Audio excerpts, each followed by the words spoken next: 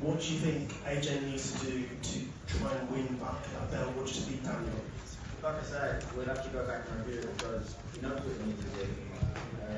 There's nothing that Daniel's done that shocked us. That we was expecting to do those things. Preparation did go well, we prepared well. So we'll have to go back and look at that, you know. Of course, now we have that fight to look at. Of course, I already know there's a couple of things, adjustments that could. When situations occur, there's more than one way to skin a cat. So perhaps some of the ways that we was looking to skin that cat, maybe there's some better options of how to try and tackle those scenarios and situations. So yeah, of course, you know, we'll be straight at looking at, reviewing that and looking at what we can do better to help AJ do better. Do you still think it's a winnable fight?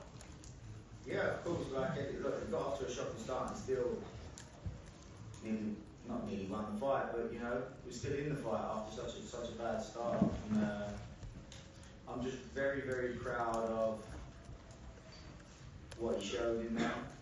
After such a bad start against such a young, strong, hungry fighter like Daniel Dubois, a terrible situation to be in.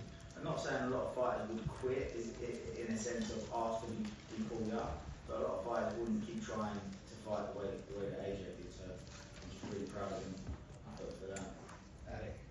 Yeah, what you saying in between the last couple of rounds, I know we've all been having so fast. Was there ever a time in your mind when it came across that he might actually be too tough for his own good and you would have to intervene at any stage there? Yeah, of course you have to keep that in mind when a fight's going like that. So something you have to keep in your mind and be aware of. Going into the last round, like I already explained, he come back to the corner and he said, these are the moments we live for, tough moments, and spoke about rolling the dice. He rolled the dice and hurt Daniel, but was just a little bit reckless in terms of his application right in the final moments. But you know, there was issues that occurred way before that situation, so that wasn't the main issue, but it's just obviously it was the final issue. Eric, so you've been here before with Anthony, you know, building it back up after the defeats, but just the manner of the defeat tonight, that's the first time I think we've seen him really hurt at the end of the fight. Would that concern you? Yeah, I think to be honest with you, it's probably the only time in his whole career I've seen him really hurt. So it's not bad. Having won 2 World Heavyweight Championships, 13 World Championship fights, and that's the only time he's really been hurt. To a point where he couldn't get up. Do you know what I mean? Heavyweights get knocked out all the time. And you never want to see a heavyweight get knocked out, but it is the first time in his career he's been properly hurt. So you never want to see it, and you never want to carry on too long. But at the same time, AJ is a heavyweight that doesn't actually have many miles on the clock, in all honesty. And you know, the moment that Ben comes to me and says, just doesn't look the same fighter anymore. And by the way, AJ is the one that will call that shot before anyone. You know, fighters sometimes need saving from themselves. AJ's a smart guy. He's got a big team of people around him. We all know that we've seen the best AJ over the last year.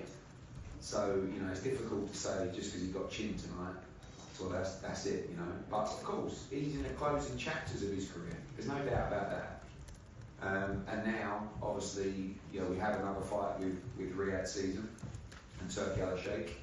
And Daniel Dubois was part of that plan, but so too could be Tyson Fury or another heavyweight. So, look, I think that 2025, you know, is going to be an interesting year for Anthony Joshua, one way or the other. But he will definitely be back. And whether it's against Daniel Dubois, Tyson Fury, whoever, you're going to be entertained because, you know, that was incredibly entertaining. Albeit you don't want to see your fighter get beat like that. But our interests are to make sure that he leaves this sport with legacy, with a huge amount of money in the bank, but also with his health intact.